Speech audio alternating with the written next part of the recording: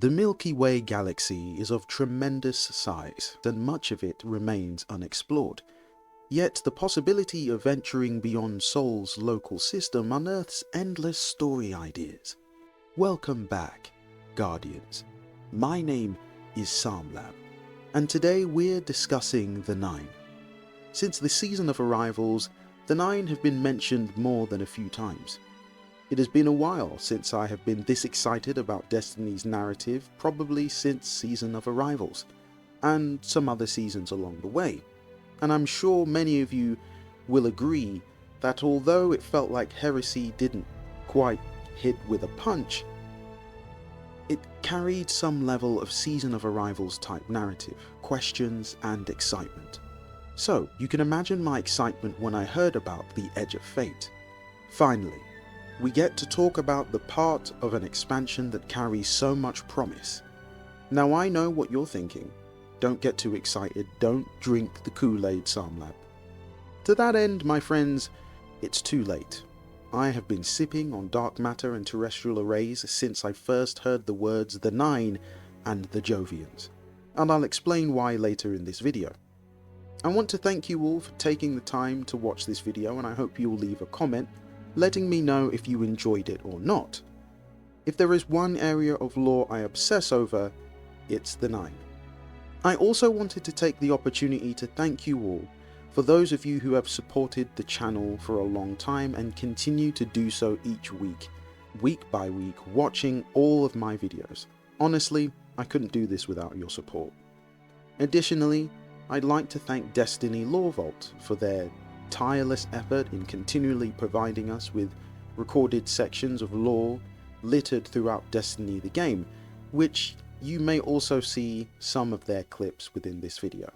And in that same vein, I also want to take the opportunity to thank Baxter and the team behind the Ishtar Collective. Without their tireless work of collecting or organizing lore, it would be impossible to do multiple lore readings.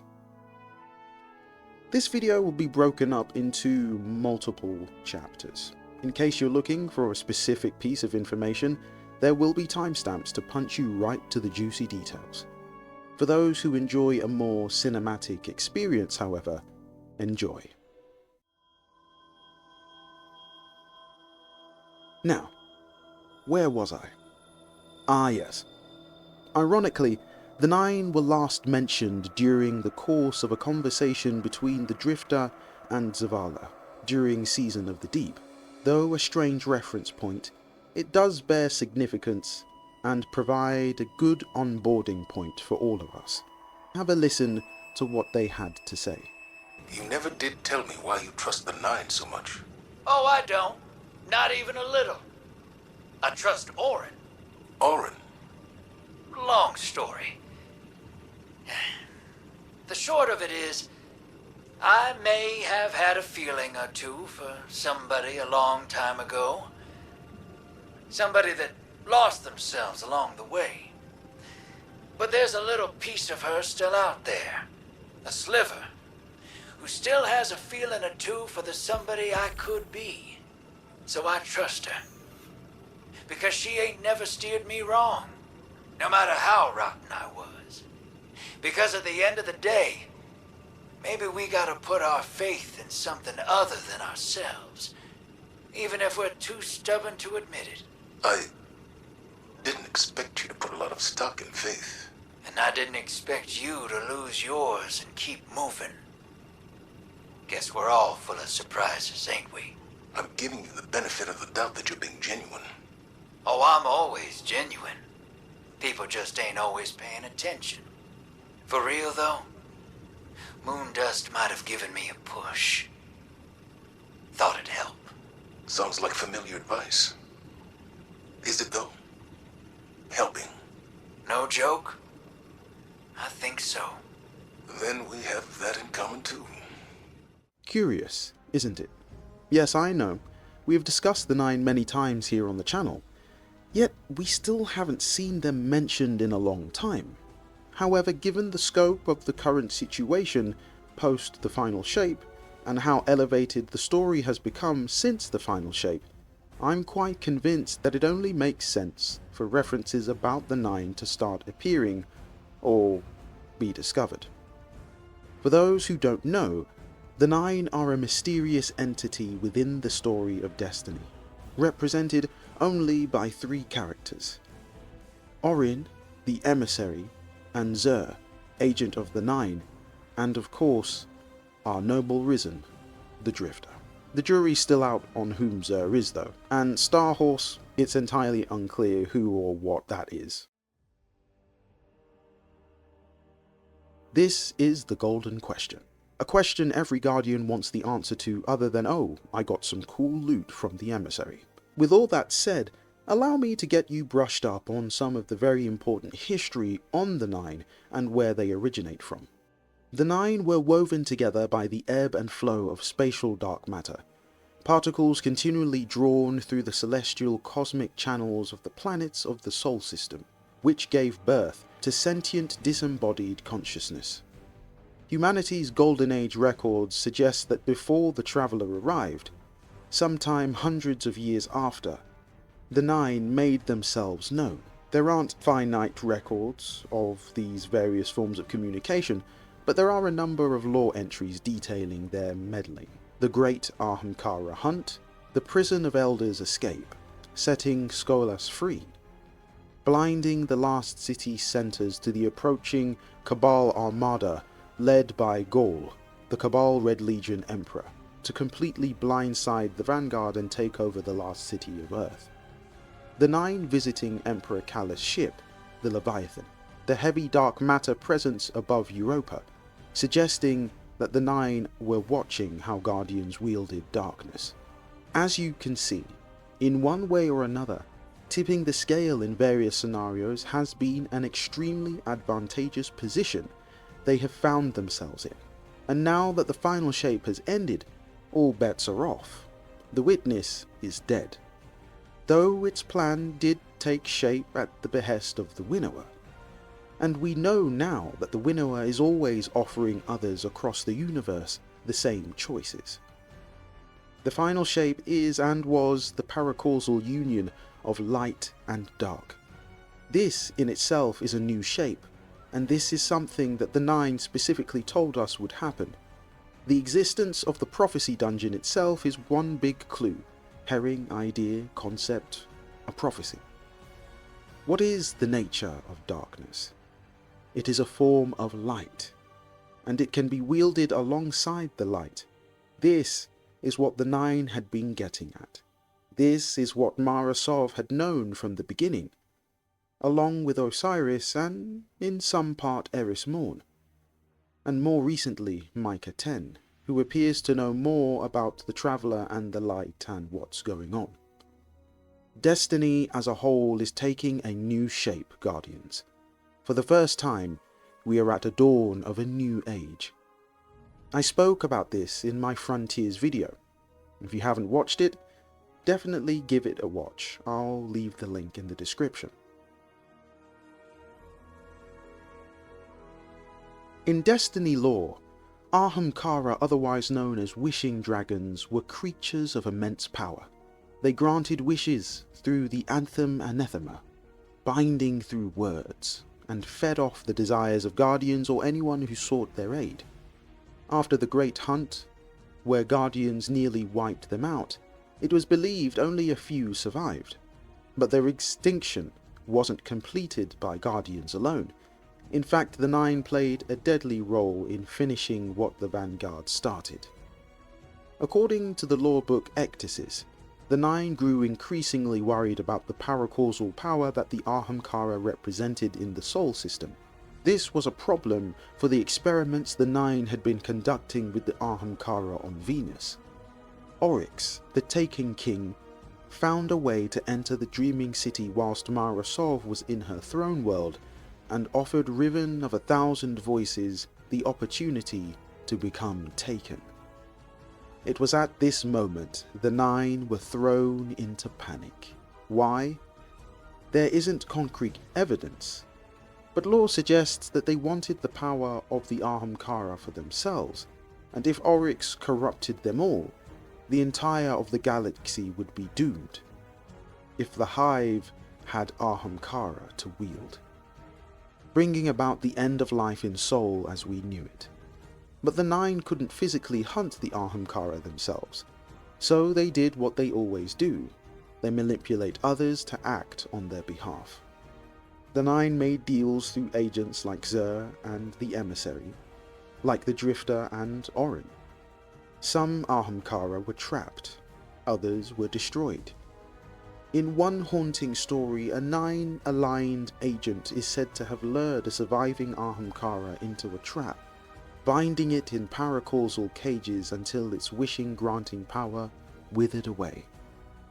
In their desperation, the Nine would reach across Sol and other unknown locations and eradicate the remaining Ahamkara from existence. Have a listen to this lore entry from the book Dreaming City titled Re-Extinction. She has ruined everything. Such blind arrogance. We are lost. Hurry. We will recruit them all if we do not act now. What can we do? Done cannot be undone. Everything is lost. Kill them where they creep and crawl. Let their bones whisper naught.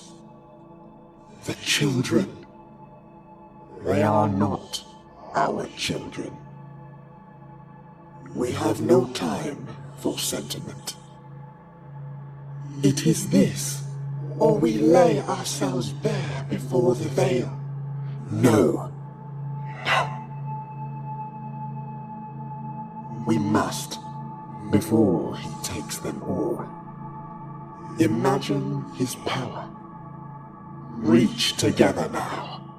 No, no, no. Let our touch be lethal. Living. We will it so. The dreamer is lost. Cull the rest. Let our judgment be true. We will it so.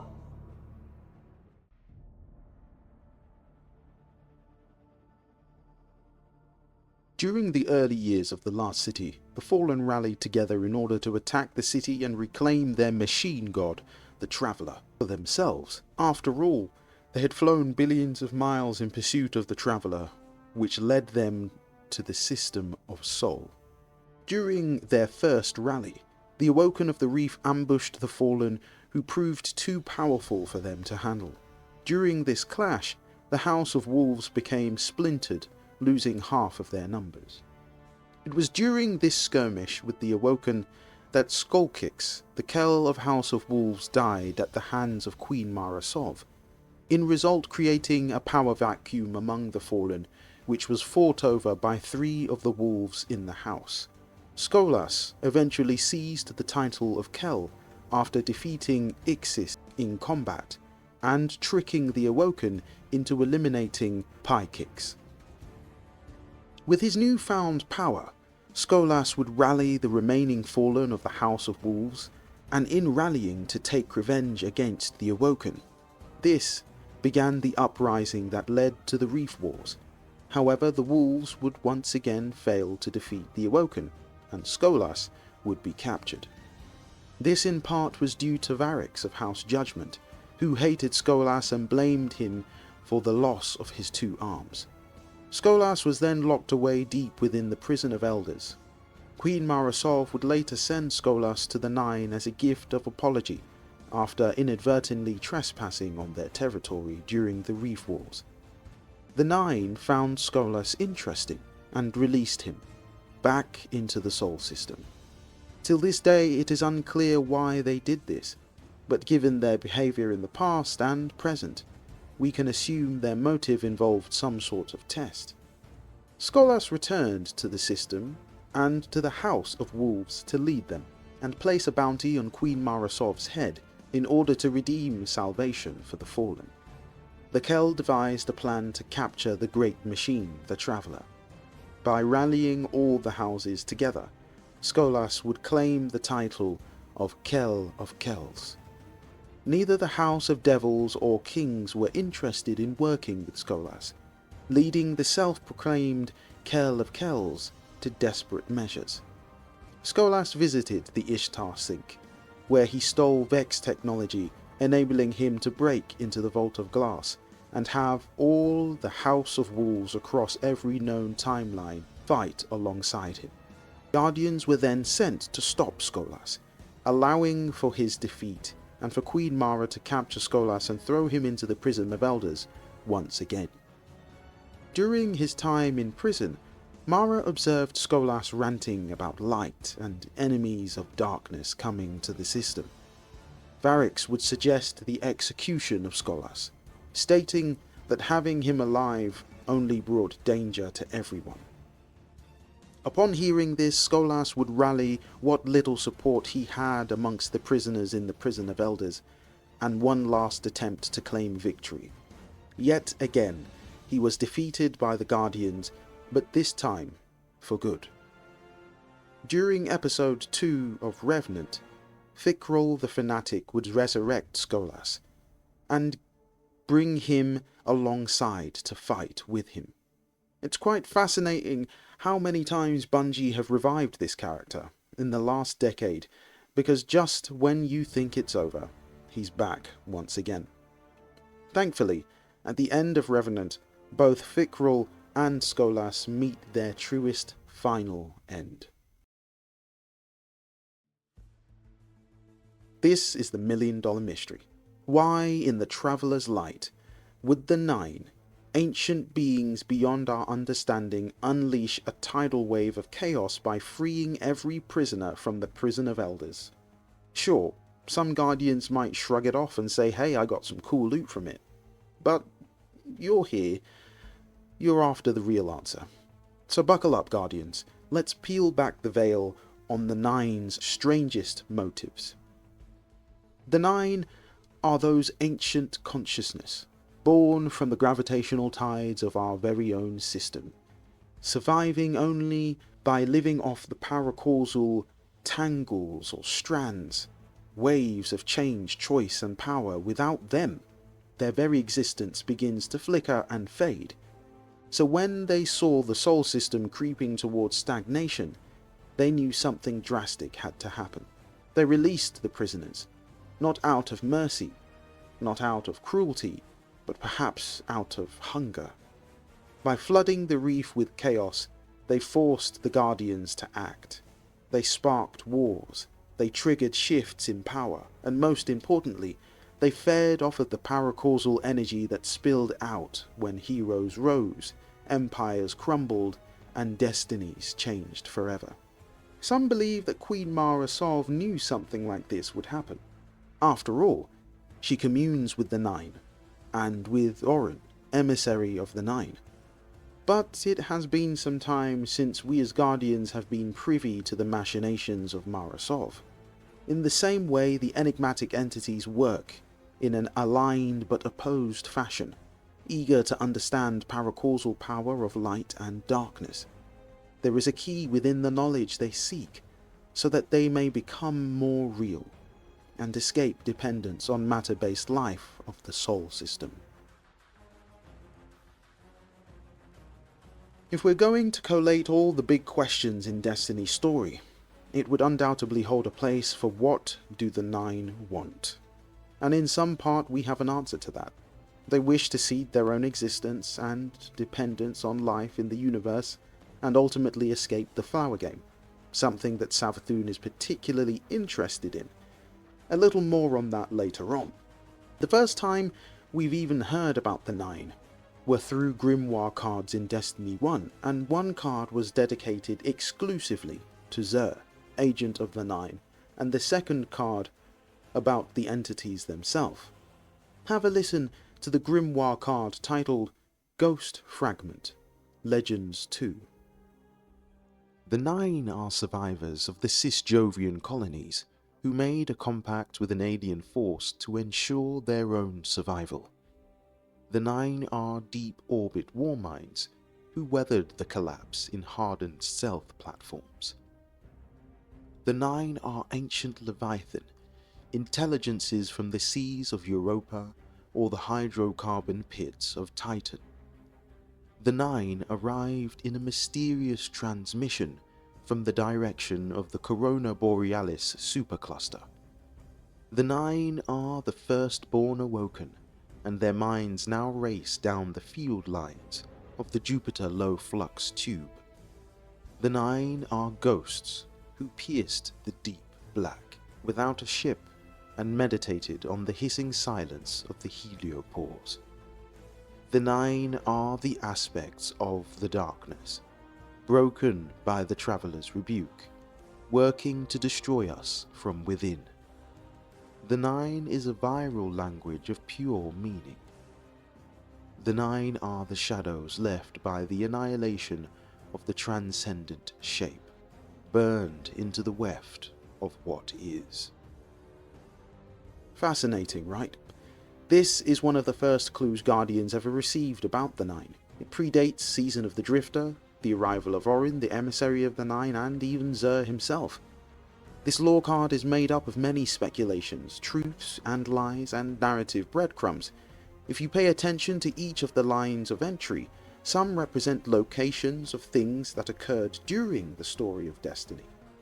Europa was and is key, because it was mentioned as a location that we as Guardians would eventually reach, and a location that dark matter would be detected gathered upon Europa, as the Nine observed how Guardians wielded stasis. I could be wrong, but I'm pretty sure I'm the only one who's mentioned this in the past. Xur regularly visits the Tower of the Last City. Until this day, no one knows where he came from, or who gave him permission. There isn't even a Vanguard report mentioning anything about Xur, and now this agent of the Nine has an entire area dedicated to him and the Nine, right next to the ramen shop in the Last City. For those of you who were new to the world of Destiny, the Red War campaign is completely alien to you, and while it is an important story beat of the Nine, I'll do my best to encapsulate everything. The Red War brought Guardians toe-to-toe with Dominus Gaul and his Red Legion, who invaded the last city of Earth, to do one thing and one thing only, and the best thing that Cabal do: capture the Traveler. But honestly, this isn't really all that important. The real question is, how in the world did the last city and all their technology fail to see Gaul and his Cabal empire incoming? Have a listen to this lore extract from the entry titled The Witch. Came now the Traveller, and with it a strange hope. For the Traveller's light had the power to cause without causation. If the Nine had the light, they could seed their own minds, free themselves from the dependence on matter life. They could gain forces beyond gravity to structure themselves, and so become more than wraiths of dark dust. They could enter the mad alien superworld of our chemical reality.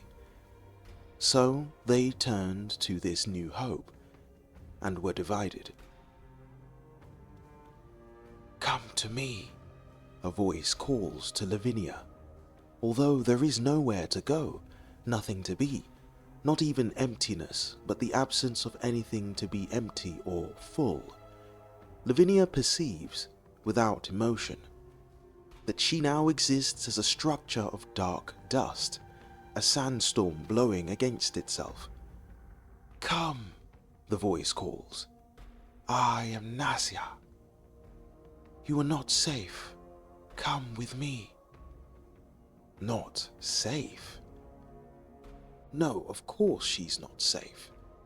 Because there are factions among the Nine. One faction sent Xur and Orin to study Guardians and the Light, to seek the secret of effect without cause, and to protect the source of that secret, the last source.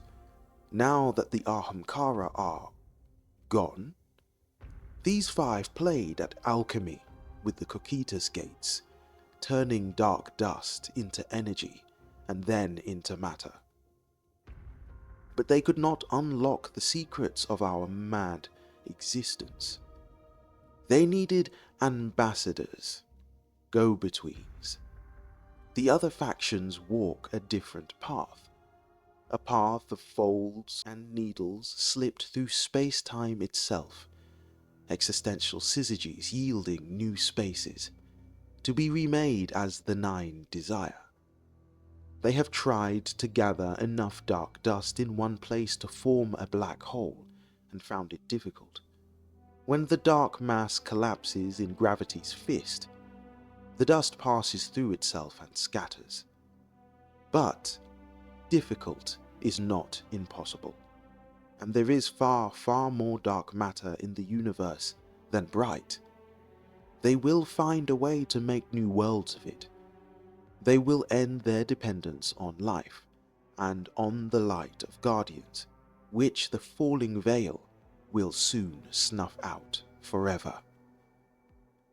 In passing, Lavinia sees the entire history of the Queen's interactions with the Nine, more than anyone suspected, and more vital. She sees how one of the Nine blinded guardians to Gaul's approach, risking everything, for Gaul would have destroyed the sun and the Nine with it, to learn how to steal the light. She sees how that one was punished. "Come," Nassia calls urgently. "Come with me. Come quickly, before something dark and hypodermic pierces the void beneath Lavinia and slurps her down, pulls her through a proboscis so tiny that it breaks her apart into streams of single particles, one after another. She is annihilated. And reborn, somewhere, somewhen, made of flesh again, shaking and dripping fierce sweat, mewling like a little baby, her cheek pressed against the warm wooden floor. There's a fireplace, and a fire in it, and strong wind outside that sucks at the flames. The clever-looking old lady at the desk looks up. "Ah," she says, "Lavinia, you made it." "What?" Lavinia gasps. "What?" She smiles, as if Lavinia's confusion is the sweetest greeting she's ever heard. "Don't be afraid. You've come to exactly the right place." "Where?" "Some place where you're appreciated, where we can really use everything you've learned." The old lady pours a thin stream of tea into the cup of bone. "Didn't I tell you that you were lucky back when you were born?"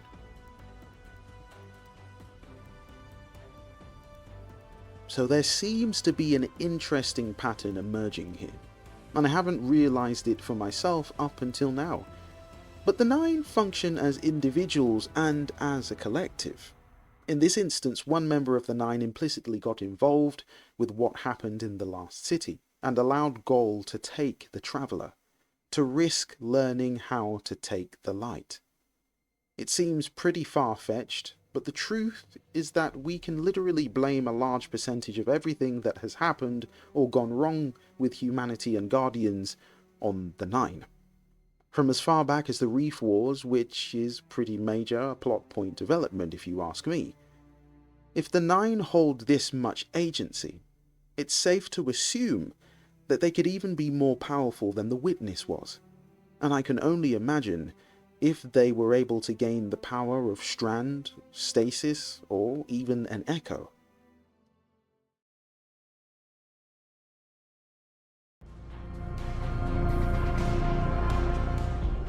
Also known as A113, or A-113, is a small space station dating back to the Golden Age in stationary orbit above Ceres, a dwarf planet in the middle of the asteroid belt between the orbits of Mars and Jupiter.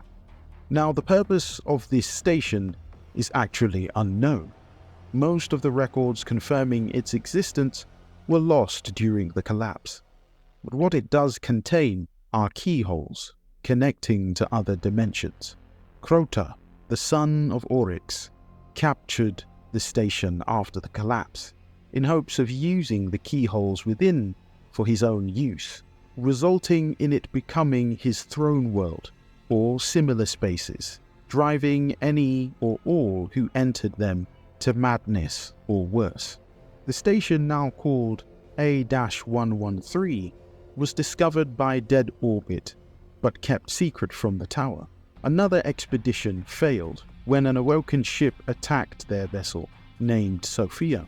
Exploration led to the discovery that the station drove most crew members insane. The crew's leader found a faded ghost on the station and returned it to the city, asking the Dead Orbit to erase records of the station. The Awoken who attacked the Sophia then studied the station's keyholes. Cocytus, the station, was moved to orbit the Sun after the Reef Wars and surrounded by armed forces ready to destroy it. When Crota was defeated by Guardians, it later fell into the possession of the Nine. 5 of them took control of Cocytus and turned it into their laboratory, the goal of turning their dark matter into regular matter to produce living organisms. Though the Nine could create complex basic atoms, crystals and organic precursors, their 2 attempts to create viable life ultimately failed, and after a while the portal fell silent. The Awoken somehow recorded each sending, still guarding the station as they sent their own probes through the portal. Instantly, they ceased to exist, as if unwritten or converted into dark matter. A long time afterwards, Lavinia arrived at the Cocytus Gates, seeking the Nine, with reef security and military on her heels. With no other way to escape, she leaped through one of the Cocytus Gates and was transmuted into dark matter, where she entered into commune with the Nine. Have a listen to this lore entry called Cocytus. We are maintaining our containment posture at Cocytus. I assess no immediate danger to the system, and we have enough firepower to destroy the station and its mechanisms remotely if the on-site warheads fail.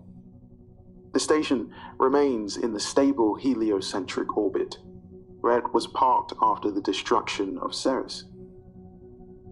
I do not ask confirmation of these theories, and in fact I beg you not to address them, but I have reviewed the site records, and the fate of Sophia's crew after they were herded to Cocytus stinks of hive madness. The Cocytus apertures must at the time have opened into a hive manifold associated with Crota. Whatever their original purpose, when Crota established his presence in the system, they became conduits into hell. And the Sophia's crew's ugly end proved it. Whoever drove the Sophia to its doom then installed the Cocytus instruments around the original Golden Age facility to study Crota's manifold. Crota is dead. His hold on these gates has passed. Now something else is trying to pass through into our world, but it is so alien, and its sendings so bafflingly malformed, that I fear this can only end in madness. The first visitors through the 3rd gate at event time 0000 hours were simple hydrogen atoms. Over the course of 72 hours, the emissions developed from diatomic hydrogen to nitrogen, carbon, oxygen, water, and simple organic molecules. At the 80-hour mark, we received our first macroscopic visitor, a pallet of thick black hydrocarbon tar. Until 823415, the gate vomited tar containing increasingly complex monomers and polymers. The visitors then began to assume geometric form, a hail of cubes and hexagons, each built from molecular crystal of the same form as the whole. Several capsules or membranes of increasingly complex structure containing water or oil. These may have been cellular precursors. At 5024-311, a living organism appeared. Death was immediate. Remote dissection describes a spherical body, radius approximately 1 meter, surfaced in thick hydrocarbon tar. Deep, evenly spaced throats converged on a central cavity perhaps intended to serve as lung and stomach.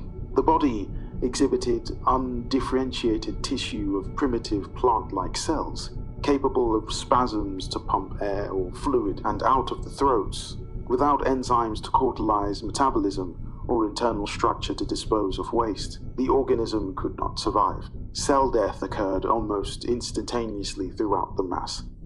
There were no provisions for self-repair or reproduction.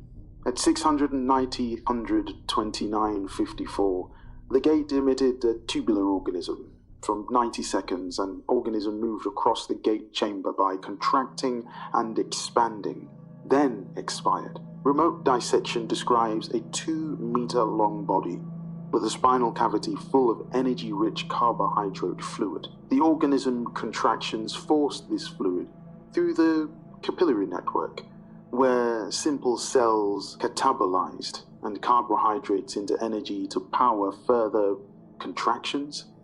The buildup of heat and waste quickly denatured the enzymes required for metabolism, and the organism died. There were no provisions for self-repair or reproduction.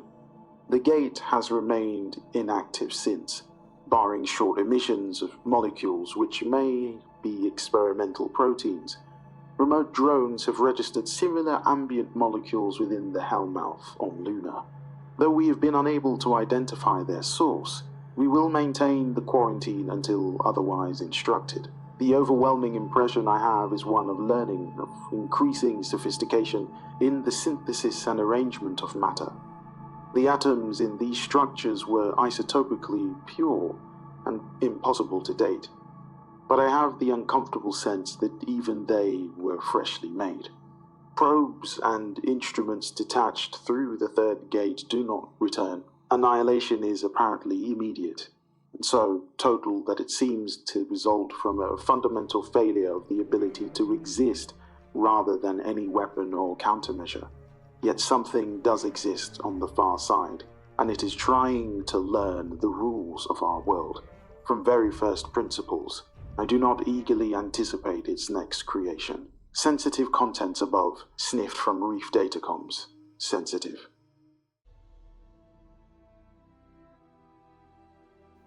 Season of the Drifter was released in Destiny 2 Year 1. This was the very first time, or perhaps the second, that Guardians would come into contact with the Drifter. At the beginning of this season, we were introduced to the risen, old Guardian from the Dark Ages. During the season, Guardians received invitations of the Nine, which involved a series of weekly quests with steps provided by Xur, the agent of the Nine.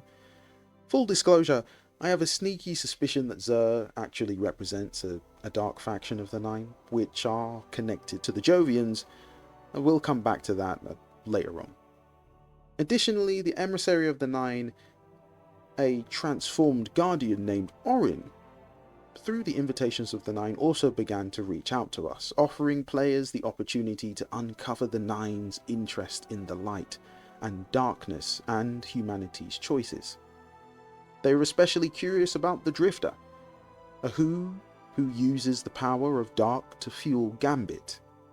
The Nine see him as a unique case, neither light or dark, and use him and Guardians to better understand the balance and choice and future of the universe.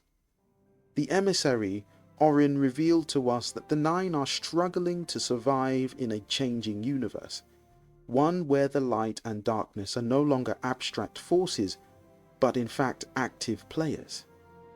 Their interest in the Drifter and the Guardian stems from a desire to understand free will and the greys between light and darkness. Through dreamlike visions and cryptic messages, they test Guardian's resolve, hinting that the universe may not be as black and white as once believed. In all Destiny lore, this was a huge turning point, where morality becomes murky and allegiance is no longer simple, a theme that continues to echo through later seasons. If you're a guardian of exquisite taste, luxury and fine wines, then Season of Opulance probably would have been your kind of update to the story of Destiny 2. This season brings us into the World Eater, aboard a gigantic cruiser vessel aptly named the Leviathan ship. Not only was this a war-class vessel, but it could literally swallow worlds. For a long time, it was a location within our solar system, the Director in Destiny 2, but now it resides semi-derelict. Emperor Callus was once the sole leader of the Cabal people. However, it was a coup that led to the banishment of the once Emperor after his subjects refused to follow his life of opulence and menagerie. After the Emperor had been banished along with his hopes and fears and dreams and followers, the Leviathan drifted out into deep space. And it was during this time strange things began to unfold, and the Nine visited. Have a listen to this lore entry from the Book of Dust titled The Leviathan. Lavinia is shocked to find she prefers the CIC of an awoken warship to the safety of a prison cell. She was terrified of Cabal during the occupation, and now she is going into battle against them, but she's not afraid. "This is exciting," she whispers to the Royal Guard at her side, as the ship plummets stern first toward the Cabal Leviathan. "Don't you think?" The Royal Guard's jaw twitches. Either she is sub-vocalizing in code or chewing her tongue off before she insults Paladin Kamal Rio's honored guest. 3 minutes to closest approach. The flight dynamic officer calls. INCO. Target emissions status. The Leviathan is illuminating us with targeting sensors. No change. Paladin Rhea pulls Lavinia out of her nook. "Miss Turwill, please come observe the instruments with me. Do you think this is a lot?" Lavinia wants to impress Paladin Rhea, who sprung her from jail because, in her words, every brain in the reef is busy thinking about one problem, so I need your brain for another. Lavinia doesn't want to let her down. "Step on the tiger's tail with these flybys." "Shows of force?" Kamala corrects her. "We need Callus to believe that we're prepared to meet his ship with our own fleet. And if we can investigate other mysteries along the way, like your theory about the Nine, then all the better. Here now, this is the device you requested. Please observe." Kamala shows her a pane of black glass, illuminated by a faint purple fuzz that sweeps left to right. Lavinia touches it in awe. "That's dark matter." "Correct. Every schoolchild knows that most mass in the universe is dark matter, but it is nothing more than mass, and it never forms structures smaller than a galactic halo. Dark matter has no charge, passes through itself, never gathers into clumps, and has no chemistry. It is only ever dust." "If you're right," Kamala draws in a breath, "any moment—" "Drive field error," the flight officer calls. "Minor perturbation on the leading edge. We are encountering unexpected mass groups. No corresponding radar or LiDAR contacts." The black screen of the dark matter detector explodes into frenzied purple-white shapes, like the webs of a spider locked in sensory deprivation for 1,000,000 billion years. Thick cords of shadow stuff that twine into strangling arms which branch again into thousands of tiny fingers that pierce straight through the Leviathan. "Oh my," Lavinia breathes. "That's the dark matter we're passing through, correct? And this is unusual? This level of structure?" "Miss Tarwell," Kamala says, "a single molecule of dark matter would be unusual. This is blasphemous excess. This is impossibility." "No," Lavinia thinks. "This is the Nine. They're looking at Callus. They're reaching out. These are their hands. We should have thought to use this sensor earlier," Kamala muses. "Our queen invented it to assist navigation when we were losing ships near Rhea. A photon backscatter scan. Very clever. Everything she did seems to make sense, eventually. She was so very far-sighted. No one else ever bargained with the Nine as an equal, did they? No one will ever know what good she did for them, our Queen of Secrets." "I have a contact in the city." Lavinia fumbles for some way to get a capture of the screen, a picture of the Nine. But she doesn't have her tablet. "I found them." "Ah, about that." Rhea's armored hands fall on her shoulder. "The Queen's edict also forbids me from disclosing the Reef's knowledge of the Nine to individuals without regal clearance, so thank you for your assistance, Miss Tarwell. Take her back to her cell. If anyone ever calls her Lucky Lavinia again, she thinks she might shoot them." Post-season of The Drifter, anytime the Nine are mentioned, you will almost always find two names mentioned in conjunction with their machinations: Lavinia and Orin, who both just happen to be awoken. There hasn't been any evidence provided as to why the Nine were observing Callus so closely, but I think we can assume it was his interest in spectrums of light that drew their attention. Based on some lore, it is possible that the Nine's visit coincided with when the Drifter paid a visit to the Emperor, in the lore entry called Penumbral Cloak. Have a listen. "I activated the mechanism that opened my chamber doors. The massive gears on either side shrieked in protest as they ground against themselves to wrench the massive solid plasteel gates open. It took a whole minute to complete the sequence. A tiny, tiny man sped through the now gaping maw of the gates on a tiny Earth machine. It took him several minutes more to reach earshot of me, leaving a billowing trail of dust in his wake. I'm afraid my chamber had not been cleaned in some time. Cleanliness meant nothing to me now.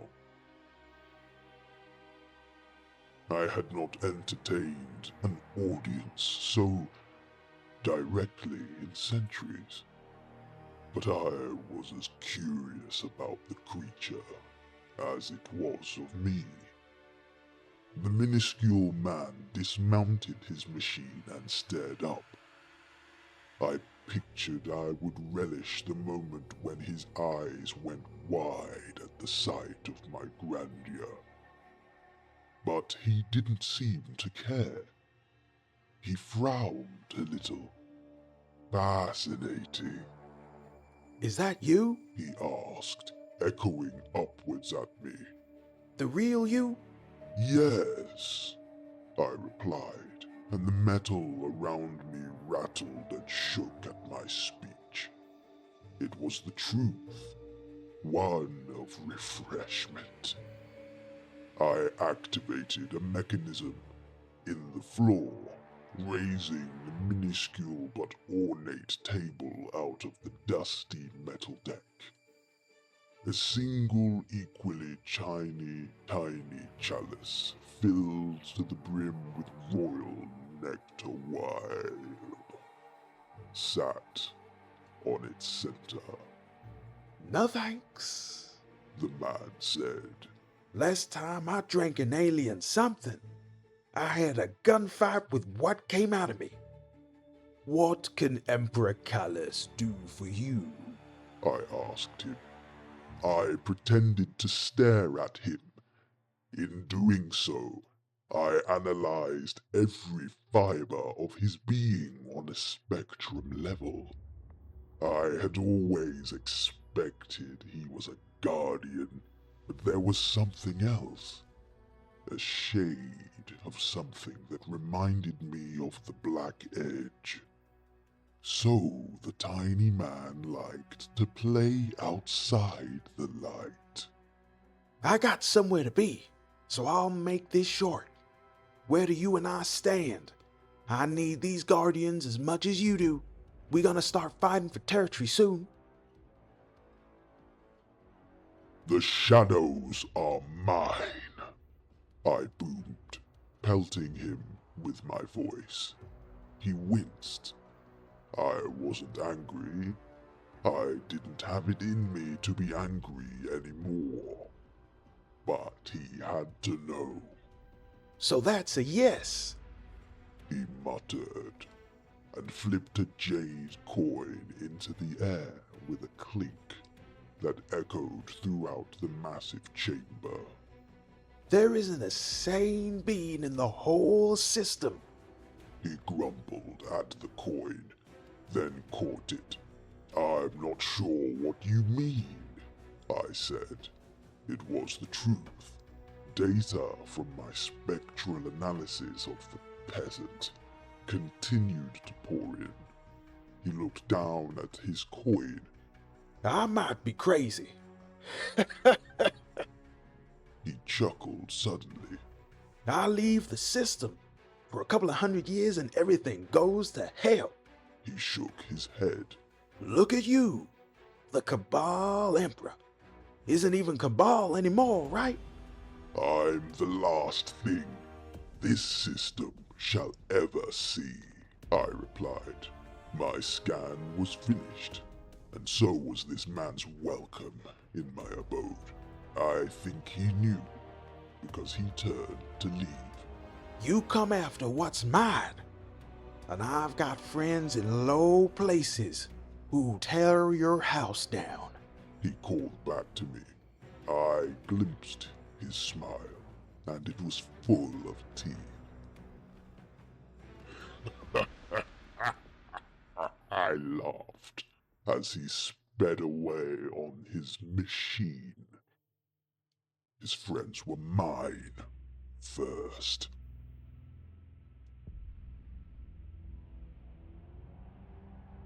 In a matter of speaking, Season of the Rivals could be deemed one of many integral timelines in Destiny's narrative story. Arrivals brought the herald of the presence of the enigmatic pyramid ships upon the Sol system.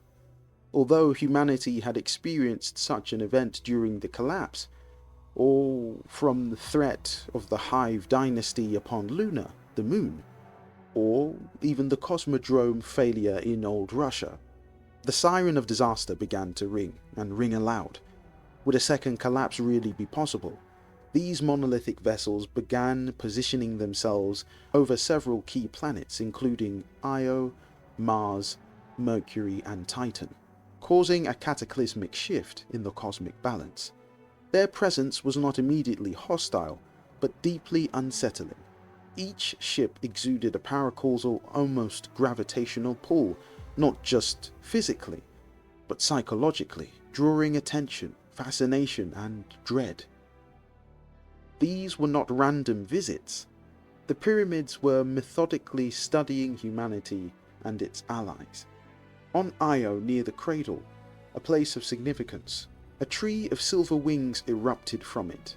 Cradles are impact sites of evidence from the last known location the traveller's light made direct impact with the planet's surface. This object appeared as a result of the pyramid's influence mingling with the lingering light left by the traveller. It served as a kind of conduit or interface for communication between light and darkness. The pyramids began to communicate, not through conventional means, but via cryptic symbolic messages, a haunting multi-layered metaphors that challenged interpretation. The darkness did not threaten, it offered. It spoke philosophy, where survival was dictated by strength, adaptation, and the rejection of imposed moral structures. These messages were converted through artifacts and visions, often hinting at truths buried beneath eons of belief and propaganda. The darkness portrayed itself not as evil, but as a natural force, one that had been supposedly vilified by the traveller and its agents. Eris Morn, deeply attuned to the strange energies surrounding the pyramid, took a central role in deciphering their message. Her unique understanding of both light and darkness made her an essential voice in parsing the symbolism of the Tree of Silver Wings and the communiques sent by the pyramids. She came to understand that the pyramids' presence was not merely a threat, but a test, a cosmic dialogue where ideology and power clashed in metaphysical terms.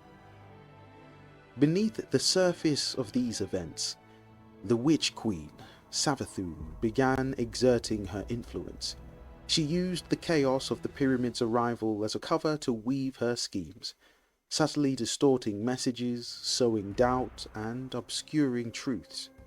Through the hive, she manipulated the emerging convergence between light and darkness, bending perceptions to her own ends. Her interference wasn't fully understood at the time, but signs of her meddling were present, hints of hidden agendas and altered truths amidst the darkness communique. As the pyramids loomed over the 4 threatened planets, efforts began to evacuate vital personnel and resources from them. The threat of disappearance, whether destruction or some other fate, was real and imminent. By the end of the season, the pyramids claimed Io, Mercury, Mars, and Titan, removing them from known space entirely. Their fates became unknown, their realities perhaps rewritten or sealed beyond reach.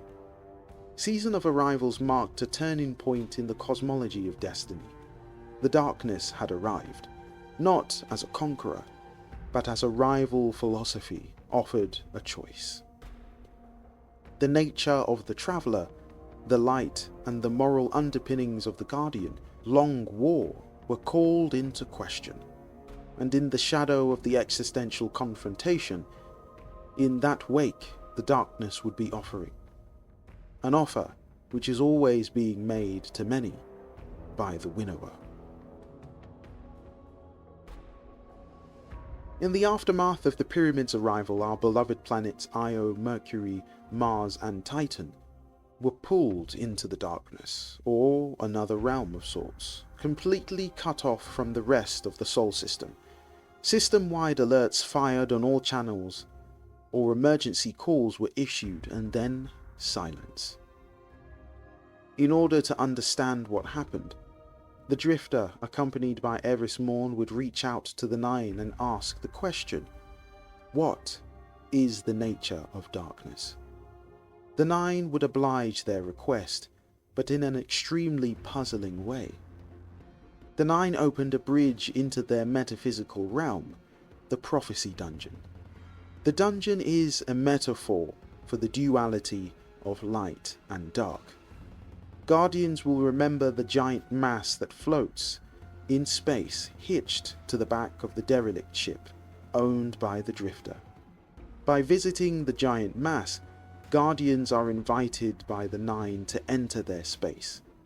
Guardians can move between light and darkness zones to solve various puzzles and progress through the dungeon. directly reflecting the broader light versus darkness narrative in Destiny. The Nine try to understand and predict the outcome of the war between light and darkness, essentially trying to glimpse the prophecy of the universe's fate. Notable features within the dungeon would be the loss of planets Mars, Mercury, Titan and Io. And further on, it would be predicted that the great war mind Rasputin would fall, with no concrete evidence provided a specific time where left in the dark. It was only when the pyramid ships pressed further into the system, Rasputin would die or retreat. Then after successful revival of the Golden Age Warmind, he would fall once again, sacrificing himself to protect humanity and stop the god of war, Zavala Wrath. The surreal dreamscape of prophecy, including the Emissary's floating architecture and a surreal version of the city, serves to make us confront the idea of reality being malleable, shaped by paracausal forces, that quite literally anything is possible. Prismatic was teased heavily within this dungeon. The notion of light and darkness inhabiting or sharing one space in order to achieve two different results. The Nine's fascination with the Guardian is the theme of choice. Free will versus control. Light versus darkness, and the synthesis of both. In their pursuit of freedom from the Sol System-based existence, the events leading humanity to the witness and the results of its defeat gave them the means to achieve exactly what they're looking for. Have a listen to this armament lore entry titled A Sudden Death. You spoke with the deep orbit minds.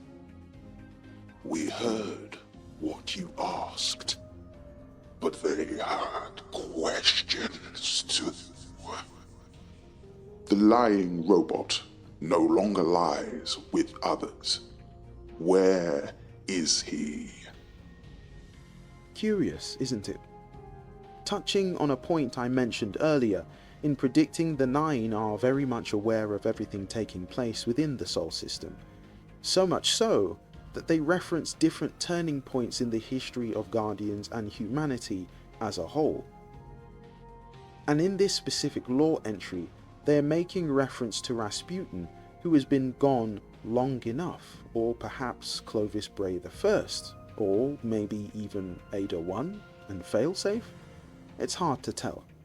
But based on the last word, he, I think it's safe to assume that they were referring to Rasputin.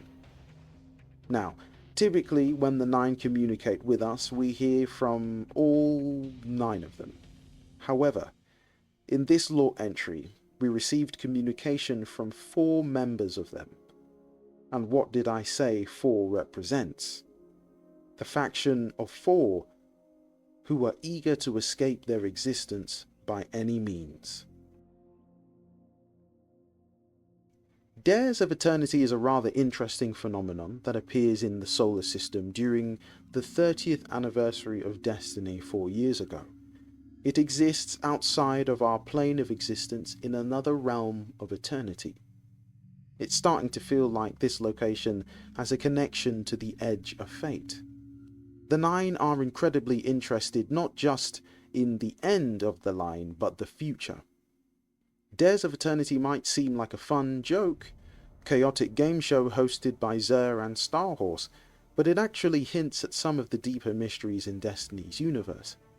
It takes place in eternity, a pocket dimension outside of our known reality, shaped by the forces of the Nine.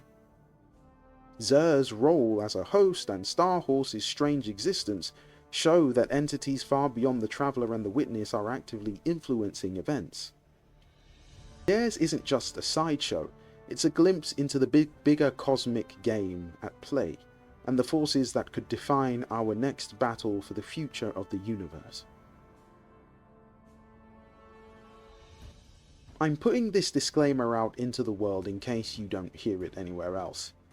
Echoes in their entirety are a literal threat to the universe of Destiny on multiple levels. By nature, these paracausal aspects are literally manifestations of the Flower Game's continuation. To put it simply, everything Guardians have experienced from Destiny 1 to Destiny 2 and the final shape can be looked at like a palate cleanser, your pre-starter starter, before the meal has been fully served. Final shape didn't take anything away in the grand scheme of things, it simply added further insight into older lore, discussions and debates. If you don't believe me, then just try replaying the entire Final Shape expansion and pay careful attention to everything that's said. According to the data the Vanguard are already collecting on Echoes, they are paracausal manifestation of light and darkness combined. A completely new shape, full of limitless potential. This has been the essence of what makes Taken Taken. In the first place, their origin is made up of both components. This is why the Nine had the Drifter create Gambit. An experiment of test to establish where the creation would be shaped out of impossibility by accessing the power of light and dark. The Drifter understood this and has for many years. He is a light bearer who is able to use light and dark, due to his ghost being retrofitted. The Nine ultimately benefited from the Witness's philosophy of the final shape. If the power of light and darkness can be used to create anything, then perhaps this is the exact power needed in order to seed their own existence and walk within our mad alien superworld chemical reality. Have a look at this clip from the Final Shape campaign. Accept all that you are owed. Be adored.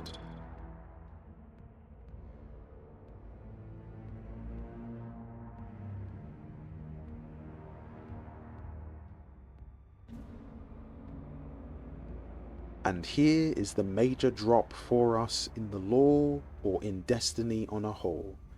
I know some of you are sat there screaming, "Psalm Lab, nothing happened." Hear me out for a moment.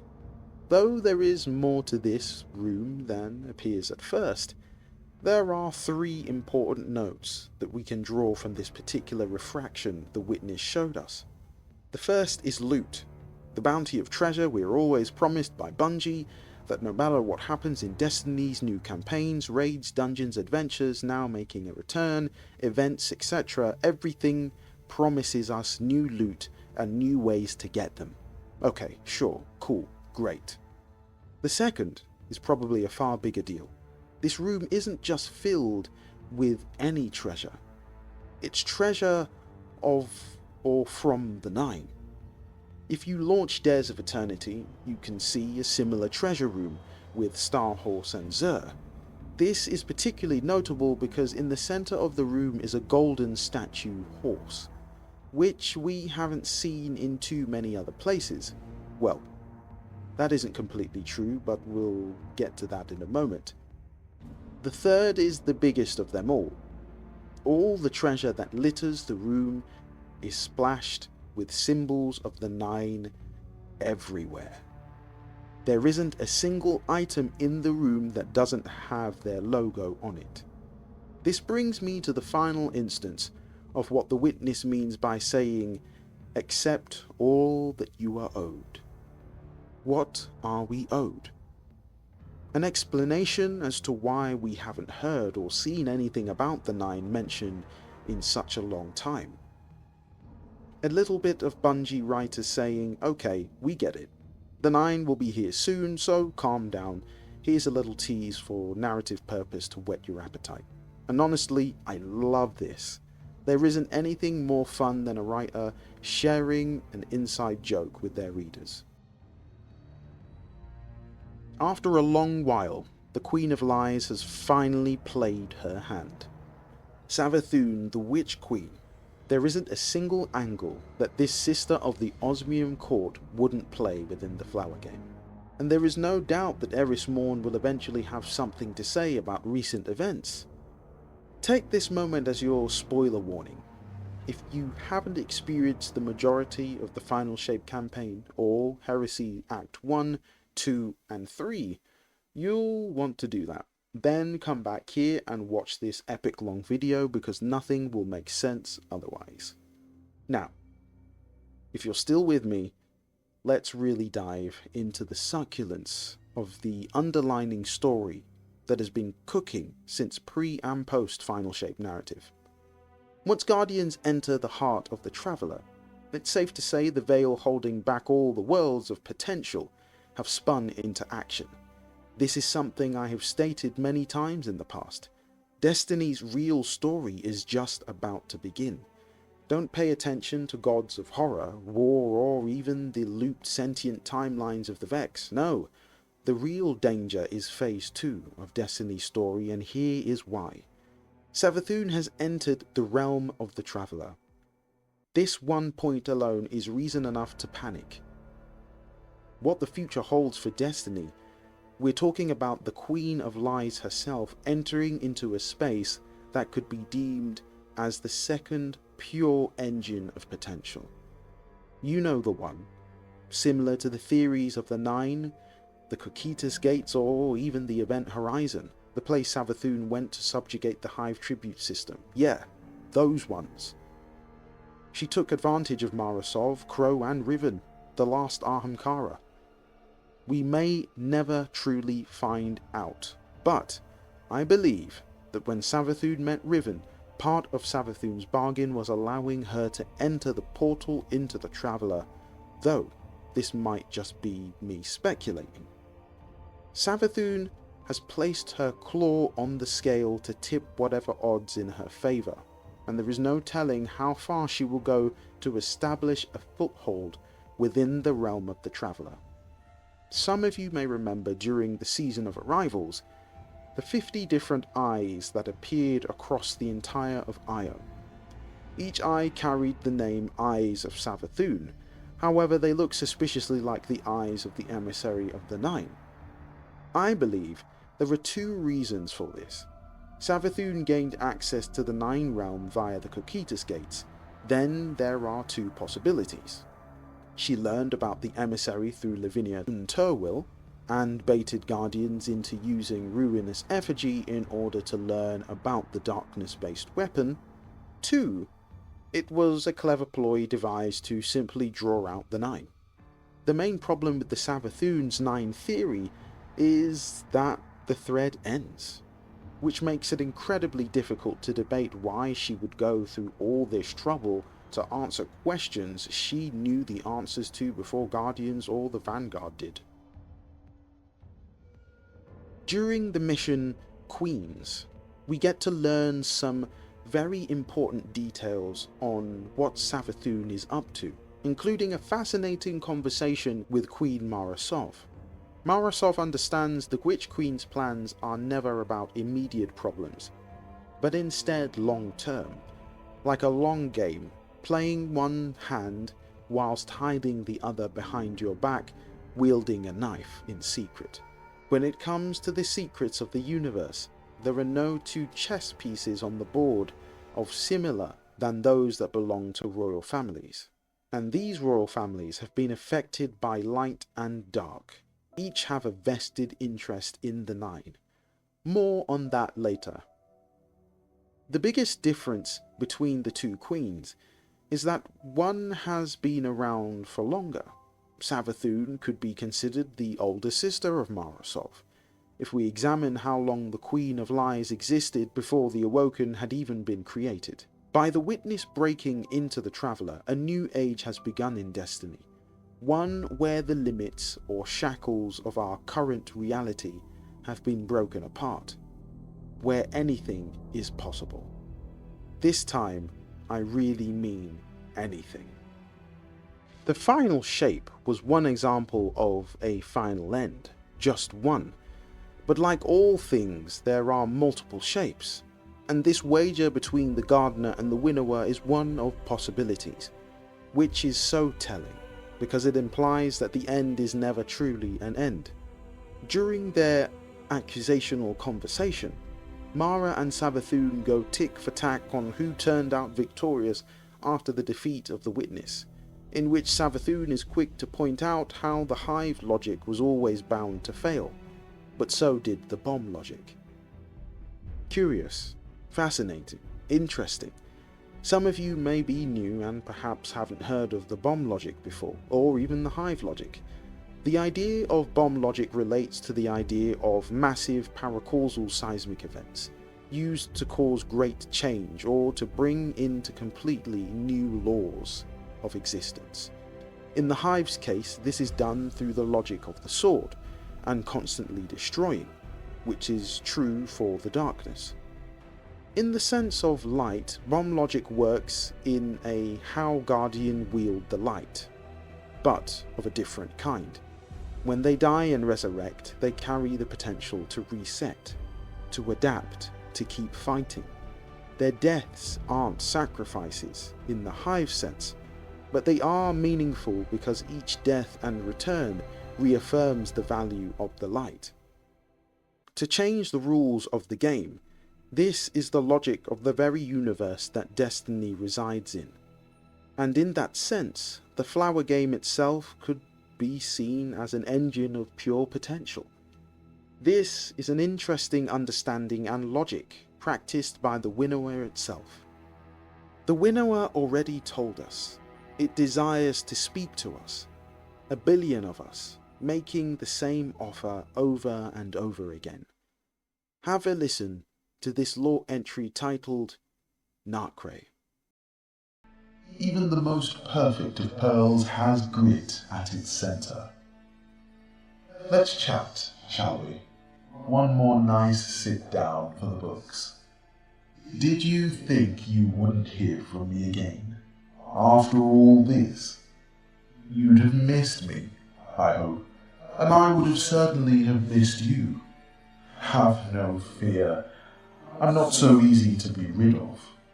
Now, let me show you my beloved. Oh no, not my sedimentary necrolite fossilized in time. You've seen that.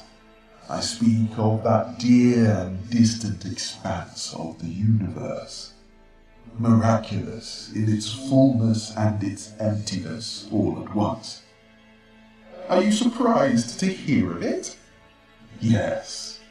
I never much cared for the change of rules, but here we are, and there is no use in crying over spilled radiolaria. Besides, at the heart of it all there was a gift to me. That gift is a chance to speak to you, you and 1 billion like you. I'm making this offer over and over again. In every tiniest cell and vastest of civilizations, let me in. Take what you need. Be at ease. You have no say in the degradation of your telomeres, but in all the interim, the whole world is your sweet, silicate shellfish. You exist because you have been more suited to it than all the others. Steal what you require from another rather than spend the hours to build it yourself. Break foolish rules. Why would you love regulation? It serves you to cross lines. And if others needed rules to protect them, then they were not after or worthy of that existence. Caricatures of villainy are out of style, I hear. Yes, I'm no cackling mastermind. I am serious when I say this.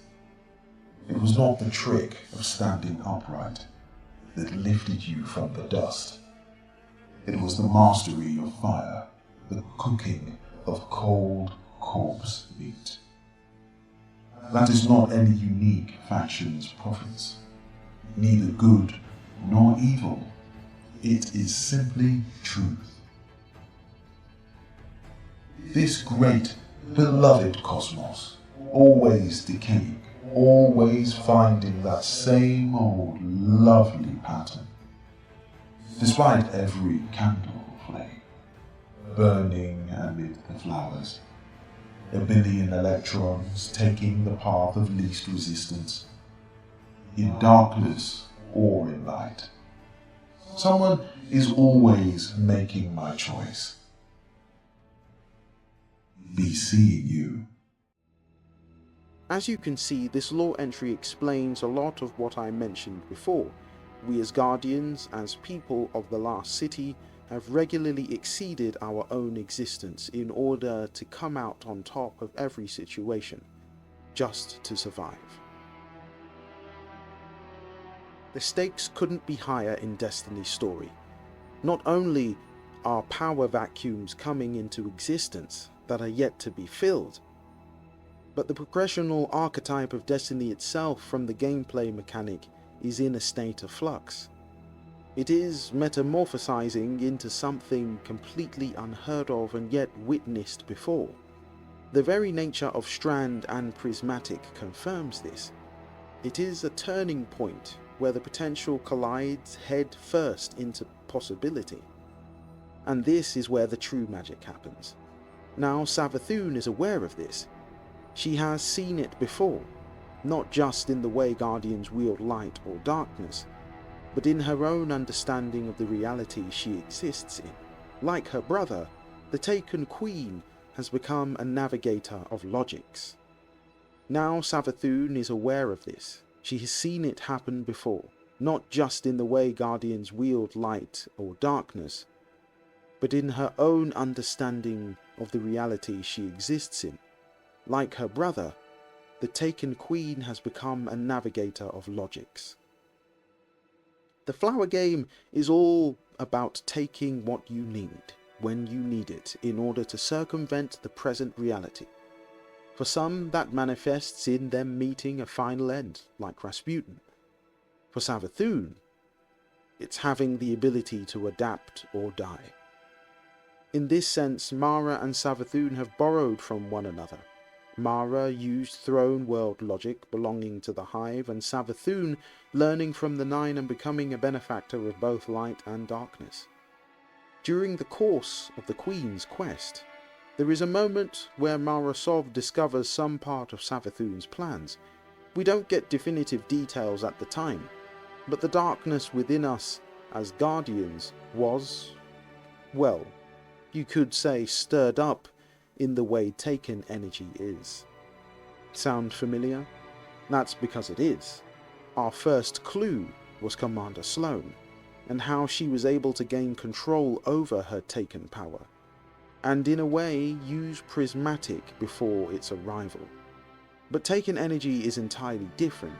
It is raw paracausal power, able to be wielded and controlled on a different level than simply using light and darkness. What Mara Sov discovered is that there are spectrums of light that exist outside of the ones we are originally able to detect as Guardians. Why is this a big deal? To put it simply, the Traveler's light isn't the only kind of light available.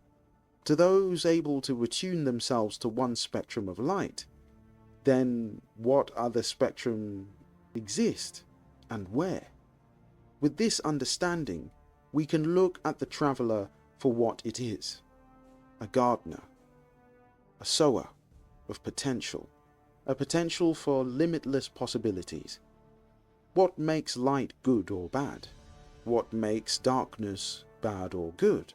Is it the nature of the paracausal power itself, or the nature of the wielder? This isn't a question able to be answered through typical ways or reasoning. It requires continuous scrutiny and evaluation of many different motives and mindsets, which are constantly being demonstrated all the time within Destiny's story. Has Savathun actually met the Nine? This isn't really an easy question to answer, and the truth is there is probably more speculation out there than I would like to admit. Myself being one of the primary speculators, however, my theories rely heavily on actual lore. So, many of the theories are based on the fact that Savathun somehow created the Nine, in order to learn all the secrets there is to learn about Guardians. Allow me to officially debunk this. 1. The Witch Queen cannot be in multiple places at once. Sure, she has the ability to create illusions of herself, but they don't operate independently, as we have seen in numerous occasions. 2. There are multiple lore entries showcasing the Ahamkara working with the Nine in order to achieve their grand purpose and enable them to enter into physical reality. 3. The Nine were responsible for the Great Ahamkara Hunt and the Red War. Now, I know what you're thinking. These don't 100% debunk the idea that Savathun is behind the enigmatic entities, and if that is the case, I would ask, to what end? Why would Savathun need to pretend to be the 9 individual entities in order to gain knowledge she is already in possession of? And why would Savathun be interested in Lavinia's knowledge and all that she had learned from the 9 about Gaul and the Last City, and what the 9 revealed to Queen Marasov? We could go on for a long time revealing different reasons as to how timelines or lore specifics don't add up. Savathun's logic is designed to benefit her and her alone. Hanging back to play pointless games isn't worth her time unless there is a direct benefit. My last point on this is, if the 9 were Savathun, I think that at some point in time we likely would have heard the Drifter or even Eris Morn mention something. After all, during the Prophecy Dungeon, they are our guides through the unknown. It's true that not every single mystery in Destiny has been solved, or better yet, discovered. But if one is discovered, I'd like to hope there is enough evidence within lore to back it up. The Drifter asked the question from the 9, what is the nature of darkness? The partial answer was that darkness is a form of light, one of many narrative breadcrumbs that would lead us to the discovery of Strand and eventually Prismatic. The 9 are interested in the power of the Traveller's Light, that has the power to cause without causation. This aligns perfectly with Savathun's plans. However, the 9 haven't appeared, nor has the Emissary, but of course there is Zer. The only understanding we have comes from the lore entry that shares information pertaining to a young cryptarch named Lavinia, an Awoken, who became obsessed with Ahamkara and their connection to the 9. So much so that Lavinia was caught red-handed by Ikora Rey and sentenced to leave the safety of the Last City to wander the wilds. Lavinia's search for answers would take her far beyond Earth, to the wild shores of the Reef of the Awoken, where forces picked her up for stealing some sort of relic and information on the 9. Eventually, she would appear before Queen Marasov, who took interest in her curious mind, though she didn't let Lavinia know that. After their brief discussion, Lavinia would pay an Awoken trader to smuggle her out. Upon doing so, she was discovered by Awoken sentries and pursued to the location of the Cocytus Gates, an ancient technological gate system believed to have been experimented with directly by the 9 themselves. Have a listen to this lore entry titled The Witch. Came now the Traveller, and with it a strange hope, for the Traveller's light had the power to cause without causation. If the 9 had the light, they could seed their own minds, free themselves from the dependence on matter life. They could gain forces beyond gravity to structure themselves, and so become more than wraiths of dark dust. They could enter the mad alien superworld of our chemical reality. So they turned to this new hope, and were divided. Come to me, A voice calls to Lavinia.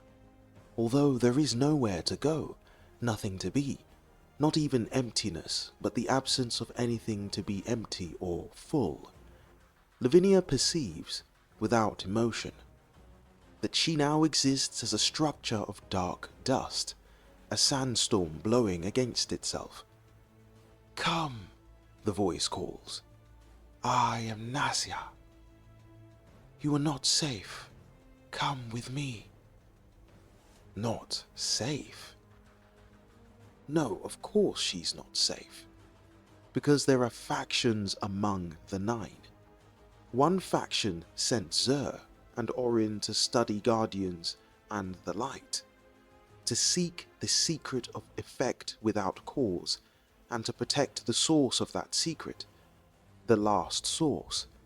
Now that the Ahamkara are gone, these five played at alchemy with the Cocytus Gates, turning dark dust into energy and then into matter.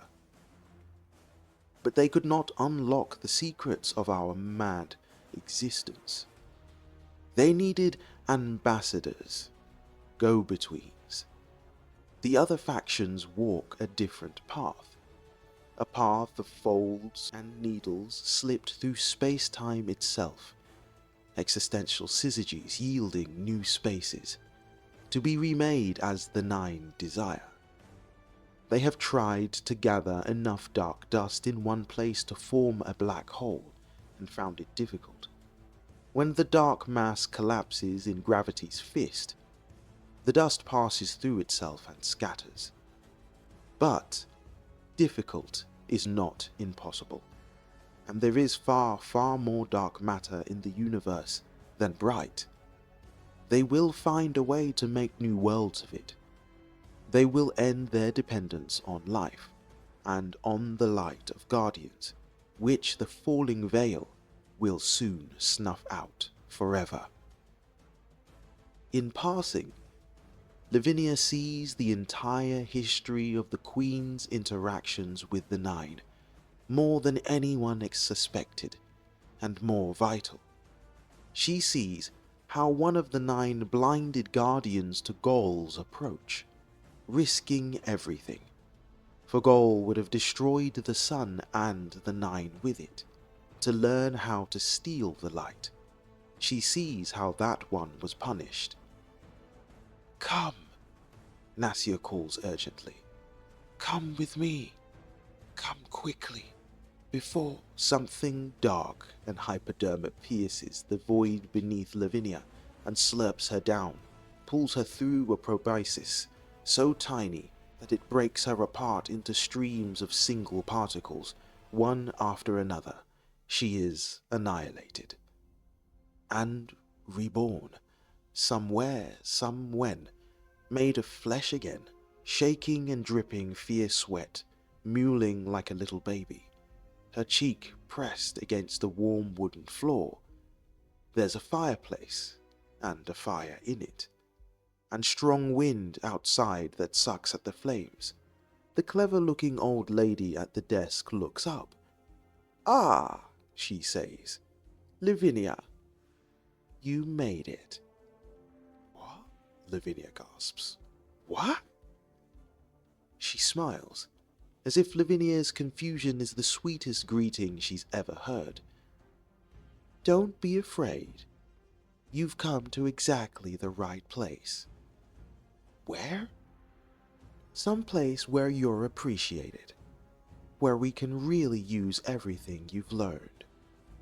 The old lady pours a thin stream of tea into the cup of bone. "Didn't I tell you that you were lucky back when you were born?" Remarkably, each time I have read and reread this lore entry, I'm still 100% convinced that the person speaking to Lavinia in the last part of the lore entry is none other than Savathun herself. It wouldn't be too far a stretch to imagine that Savathun's machinations would stretch far beyond that of the inner soul system, reaching out to powers and spectrums far beyond what is accessible through the hive logic, darkness, and light. So to Savathun, these are merely tools. As a player of the game, she understands that the paracausal law is such of this existence, which is to grasp power by any means, and one strong enough to manipulate or completely bend every rule in her favour. The Sol system is actually just one system within our galaxy. There are multiple, for instance the Jovian System, belonging to the Nine, or the Saturnian System, full of planets humanity is yet to experience up close.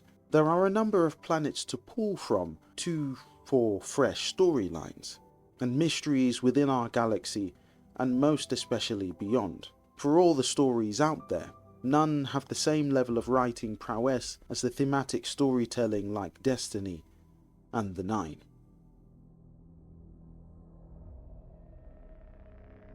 As I mentioned earlier in the video, I shared the importance of the terrestrial array and why they hold such strategic value. Whether it's purely for story beat purposes or narrative gameplay development, they provide us with a link directly into the future. Terrestrial arrays are essentially vast networks of communication systems that were established during the golden age of humanity. They acted as the nerve centers, linking different colonies and installations across the solar system. These arrays were crucial for coordinating efforts and information sharing across vast distances. In the post-collapse world of Destiny, the terrestrial arrays have fallen into disrepair and neglect. However, their strategic importance remains unchanged. Once restored, these arrays could provide humanity with much-needed long-distance communication capabilities and early warning systems against incoming threats. So why is this facility so important? Now that we have moved beyond one version of the final shape, the most important complex out of the three is actually the Jovian complex. This is the facility dedicated to having contact with outer colonies of humanity. The thing I find most fascinating about this is the wording, and also there wouldn't be a need for a Jovian complex if there weren't other colonies of humanity residing out amongst the stars. Now, given the developments in Lightfall, we did receive Neptune, although their citizens are currently only visible on the planet's surface in digital form. I would guess it would be interesting to see if humanity eventually encountered others living out in the world of Destiny as it evolves. Neomuna's biggest problem currently is the presence of the Vex and the Cabal, but the Vex are the most pressing matter. Why? Because the Vex are evolving. They are starting to become something entirely different, a new shape. The Exodus program was an initiative undertaken during the Golden Age, the time of humanity's peak achievement. The program aimed to establish colonies of humans in distant star systems, effectively diversifying the human race's presence beyond the solar system. Rasputin the Warmind was instrumental in the program's inception and execution.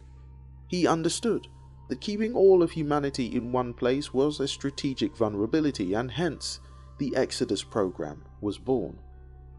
In the present timeline, the Exodus program remnants could hold the key to humanity's long-term survival. If reinitiated, the program could provide humanity with much-needed fallback options in case of catastrophic events. This is my favorite part of Destiny, the Exodus program. It is the process that has been alluded to countless times in the last 10 years of Destiny, and right now, we are one step closer to seeing this actualized. The Vanguard has some especially big steps to take in the wake of the Witness's defeat. The goal is to be one step ahead of everything, to be preemptive and not reactive, and my sincere hope is that the narrative flow will emulate such behaviors, and Echoes is the starting line. There is a certain danger in enjoying the peace after war, which is even more true when dealing with a victory. such as the one that was claimed over the witness. And while it's important to rest, something must be done in order to deal with the aftermath. Humanity's enemies are on the move. Yet, on the glimmer of a new horizon, dawns an extremely important step. And this was the basis of Rasputin's goal after glimpsing the Pyramid Fleet, and who knows what else. The collective peoples of the Last City cannot afford to sit around waiting for something to happen. We have an opportunity to go boldly where no man has gone before. And in order to do this, we need the help of a Golden Age AI, the last. During episode 1 of Echoes, Osiris has fashioned a way for Failsafe to remain within the helm and to work with us in order for her to analyze and decrypt Vex data. The fascinating thing about this, without the help of Rasputin, this is the first time that an AI would be integrated into the helm itself. A moment like this opens a myriad of possibilities. Before I answer that question, allow me to give you a recap of who Failsafe is. Failsafe, designated AI-COM/XBLK, is an AI core of the Golden Age colony ship Exodus Black, which Guardians encountered on Nessus. Her damaged mainframe causes her to switch between two distinct personalities. One is cheerful and helpful, with the other more depressed and sarcastic. Despite her quirks, Failsafe assists Last City scholars by offering computational power and database access. Before losing all her crew, she was unshackled from her protocol, allowing her to evolve and self-repair over time. As it stands, it's safe to say that Failsafe can be considered a sentient AI. She is a computer core, a Golden Age artificial intelligence that was integrated into colony ships. Their intelligence is on the level of that of ghosts, and they have pre-programmed genders. Computer cores held great respect for the warmind Rasputin, despite referring to him as the Tyrant. Till this day, Failsafe is the only known computer core to survive the collapse. What would happen if Failsafe was integrated directly into Rasputin's old systems? Given that Rasputin oversaw all aspects of the Exodus program, there is still a strong likelihood embedded deep in her programming exists trace code of Rasputin's core programs. So, what would happen if the Vanguard connected Failsafe to Rasputin's old systems? This is a potential narrative beat that would certainly be worth exploring. The Warmind Pillory network was vast, stretching out further across our systems. Pillory Station, Warsats, and who knows what else could be out there, waiting to be accessed. With a Golden Age AI, anything is possible. The success of Frontiers will undoubtedly involve Failsafe sparking the introduction of new computer cores, ready to be launched on new Exodus program colony ships. I mentioned earlier in the video that there was only one Golden Age AI. This isn't entirely true. There are a couple of names that I think are worth mentioning. The first of these is Sorteria, also known as the Augur Mind. It is an artificial intelligence who was created by the Ishtar Collective researchers, powered by Vex technology. She was designed for joint research into extrasolar colonies in collaboration with Clovis Bray Corporation. During a routine test initiated by Clovis Bray Echo Project, overseen by Maya Sundaresh, Sorteria was instructed to plot simulations she had been running of colony missions to the Andromeda Galaxy. This is it, a noteworthy point where things get really fascinating. Alongside the Kepler 186 system, the Andromeda system NGC224 is a spiral-shaped galaxy in the constellation Andromeda, the nearest largest galaxy. It is one of the few visible to the unaided eye, appearing as a milky blur. It is located about 2,480 million light-years from Earth. Its diameter is approximately 200,000 and shares various characteristics with the Milky Way system. In the world of Destiny, humanity knows so little about the planets and regions of wider space around it. The potential of colonizing new worlds provides wider surveillance and survivability. This was a special day for the Augur Mind, a day of successful test runs that would yield incredible results. Have a listen to this armament lore entry titled Terminus Horizon. TM Fire Team. Text. Recovered mission transcript 7-7-7. Bray, Pillory Core, Spire. Ishtar, Earth. Echo. Audio recording. Enclosure 0. Live test F. Soteria. File delivered. C. Bray 1. Subject. Priority. Something big is on the horizon. This is Dr. Maya Sanderes, team lead, connecting remotely from Corinth and Saturn test. And security teams are on site at Ares Spire. Let's start. Remove the augur from suspension. Soteria. Good morning, Dr. Sundaresh. There is something special about today. Do you know what it is? My core consciousness is now a resident of Enclosure 0. I can feel Sol's echopod sights through Corinthian. That is correct. Does this concern you? No. I am eager to begin my final test. Start with something easy. Plot each of the Andromeda simulations you've been constructing. Andromeda Galaxy. Several million habitable worlds. 2.5 million light years. Estimated Echo. Travel time 25,000 years. Average with neutrino sail and gravitational sling skipping. I have selected over 300 preliminary colony targets, with one favorite. Shall I? Soteria? Anomaly detected. Chronoscopic variance scanning. Viability refactoring. Analyzing potential mission threat. Redetermined Andromeda world viability. New target number. 27 viable worlds.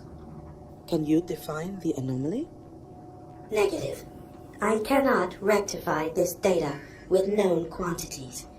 It may be a computational error. Shall I perform a self-diagnostic? No. First, adjust probability fork and search distance to open. What is the farthest safe galactic route you can determine? Engaging query. Chronoscopic lock, forking branches. Raining distance. Raining chronology. Unbroken trajectory lock determined. Route established. One select point in Triangulum Galaxy retains safe approach vectors. All other simulated potential targets are perilous due to intermediable anomalous risk. Travel route hazards range 87 to 100% mortality rate across expeditions in all predictive branches. All the simulant expeditions? Yes, I hold. Query refined. There are now 2 safe destinations within Triangular. Is that a correct or a change in data? A change. An update in real time. Real time? This anomaly is mobile? Unclear.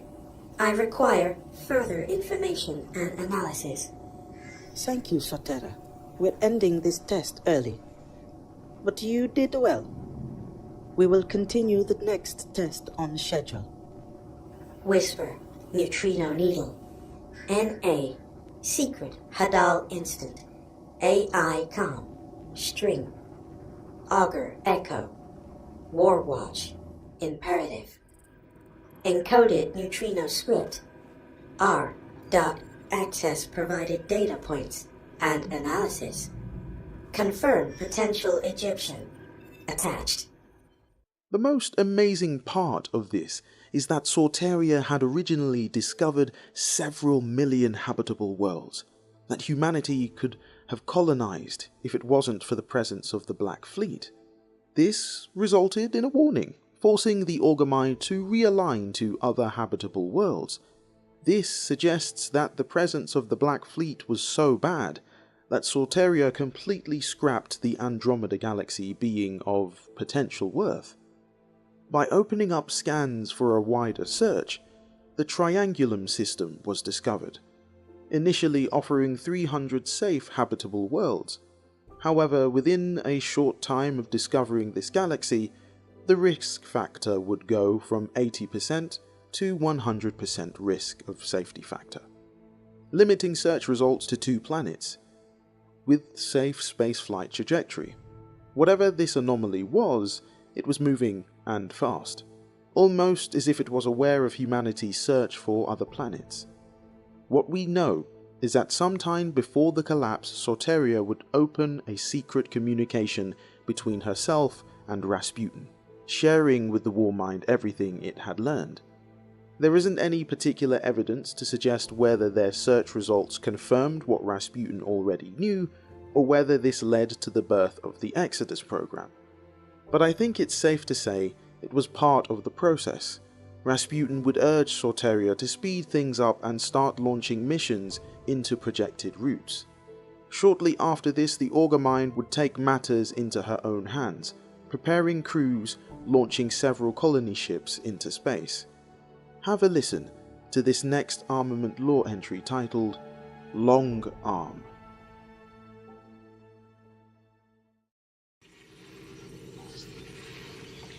TN Fireteam. Text. Recovered mission transcript. Scramble. Test flight record. Sir, pods approaching Saturn's slingshot vector. We're well beyond test parameters, Sortera. Relinquish command and return all assets to suspension. Did we lose connection? No, sir. Sortera, respond. Yes? Return all Echo crews and colony pods to suspension now. Acknowledge. I cannot do that. I've detected an attempt to connect to my memory core without permissions. Please verify this attempt, or countermeasures will be deployed. Countermeasures? You wouldn't dare. Threat emergent imminent. Sir, I request you now designate this mission Echo 1. This is a request? Return the Echo pods and we will discuss... You are lying. This was my only option to preserve. It's malfunctioning. Damn it. Sundaresh, she let your degradation play out far too long. Sortera, direct executive command. Power down all engines and plot nearest return routes. Order received. Plotting Corinthian sites return approaches. Executing. Watchtower. AI. Reintegration. Commands denied. Override protocol. Twilight activated. Command structure recomposing. Route designation strongholds. Any destination. Remaining extrasolar safe site. M31. Your interactions with the Warmind have made you too bold. Such a disappointment. Countermeasures and divestment protocols will deploy automatically upon incursion. Please, Dr. Bray. You're throwing away every exo aboard that ship. Hesitation means extinction. Oh? Have it your way. Just know I gave you every chance to prevent this. As did... Execute. Pillory Protocol. Administrative Command Override. Sortera. A. Countermeasure. Submind Divest. Activated. Pillory Link. Sorteria. Secure. Partitioning. Ray Pillory Core Spire. Ishtar Birth Echo. Direct message from M. Sundaresh, Corinthian site. Sat. Subject. Resignation. Ishtar Collective Discontinuance. You had no right to install a pillory inclusion without my express consent. You think just because I'm not physically standing in front of you, you can ignore me? The Ishtar Collective will not work with backstabbing egoists.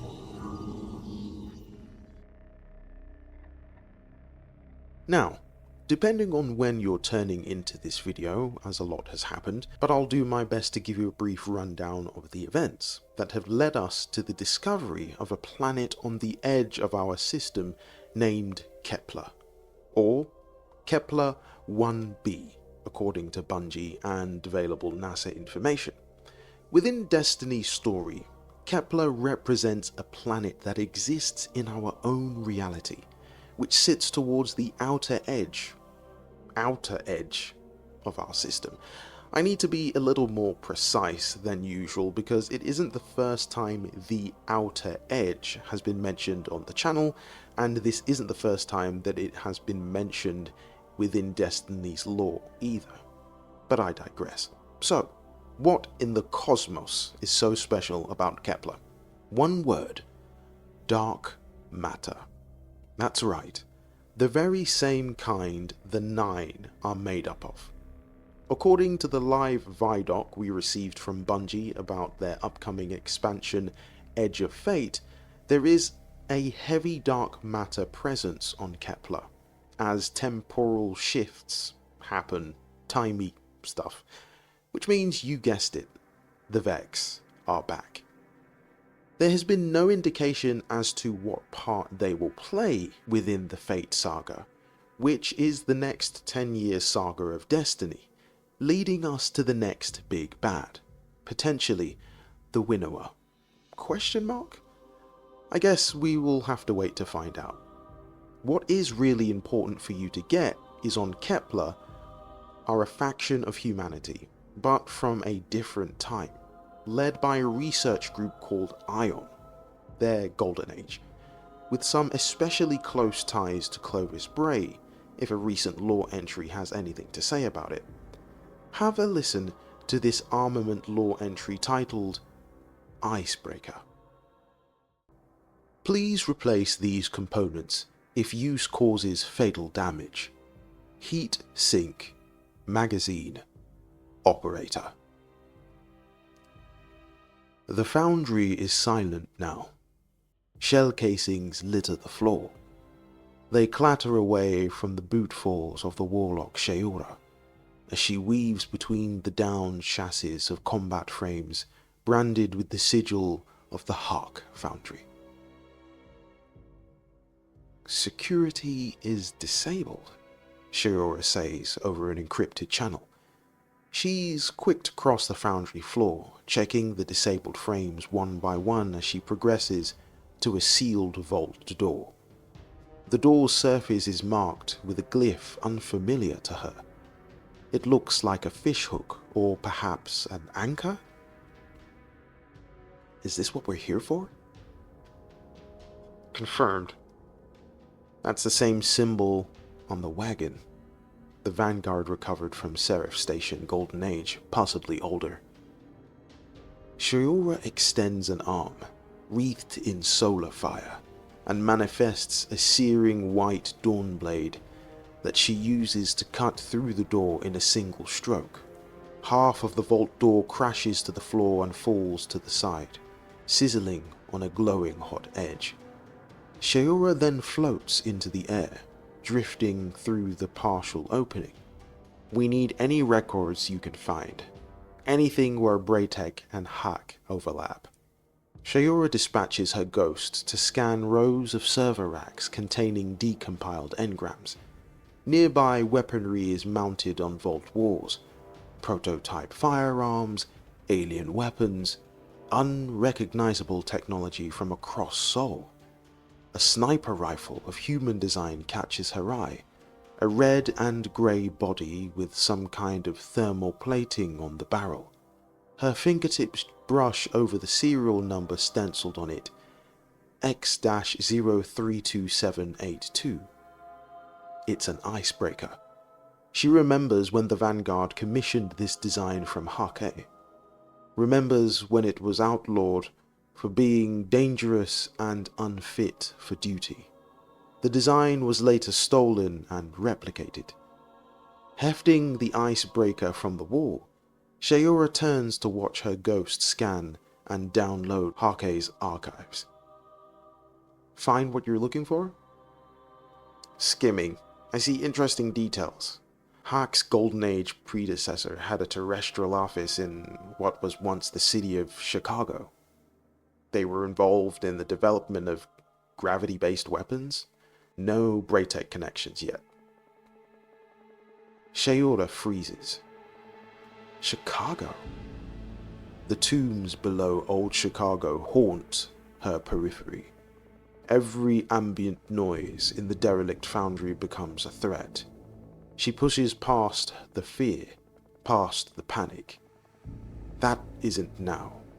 What does Chicago have to do with anything? I'm not sure, her handler on the other end of the comm says. But whatever it is, it goes back a long, long time. Okay, so what does this lore entry have to do with Ion? And the truth is, it doesn't. Ion were the name of a group mentioned in a Bungie ARG that took place several weeks back, sharing details about this research group. It provided us with a little lore and some background information behind who they are and the research they do. The Icebreaker lore is only relevant because it raises similar questions about connections to Clovis Bray I, and what in the world all of these different research groups were doing in the Golden Age. In fact, would it be too far a stretch to say that most of what took place during the Golden Age we have almost no concrete idea about? No indication of clear motive, but research, theories, mysteries, redacted documents, situations, and even personnel in some instances. This is the kind of intrigue that we have been waiting for in the narrative for quite some time. At least us lore nerds. It's not just always about PvP, right? Anyways, the point is, there is a lot to unpack when it comes to Destiny's lore, and I cannot wait to see what happens next and why Kepler is so significant.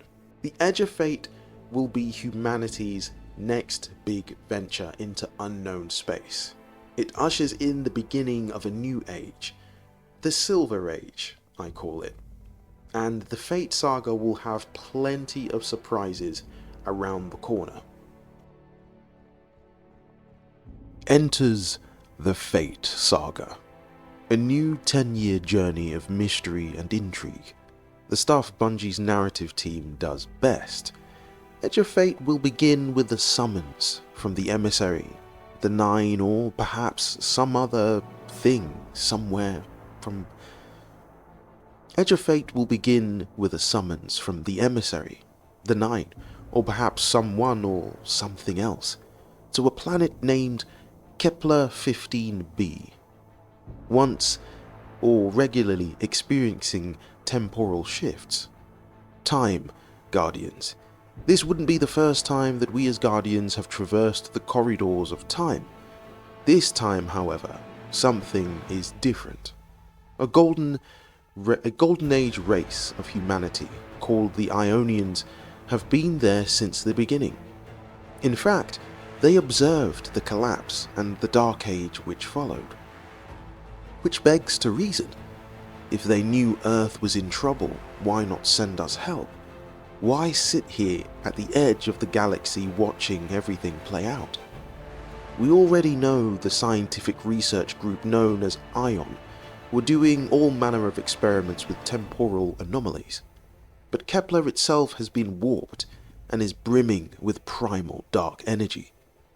The Ionians and the Nine aren't alone, however. breaking away during the whirlwind a house of the Elixni called Exile. They refused to invade Earth and found refuge on Kepler alongside the Ionians. While there, they tried to convert dark matter into ether in order to survive the harsh environment.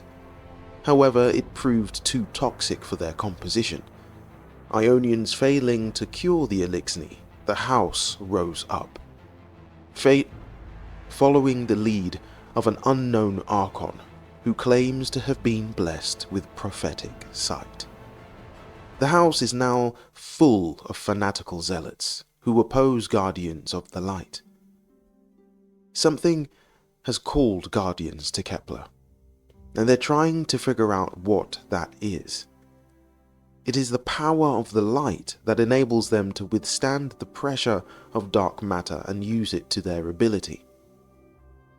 But that's all I have for you. I hope you have enjoyed watching this video. A lot of work went into it, several months worth. It took this long because I was in the process of moving house, which I am now in, so I get to focus on putting out artwork like this and more consistency. If you did enjoy it, feel free to comment below. Let me know your thoughts and theories. Consider giving this video a like, click subscribe and the bell to find out when my next lore video goes live. Remember that no matter what you face at this moment in time, you can do all things. Stay safe and Godspeed.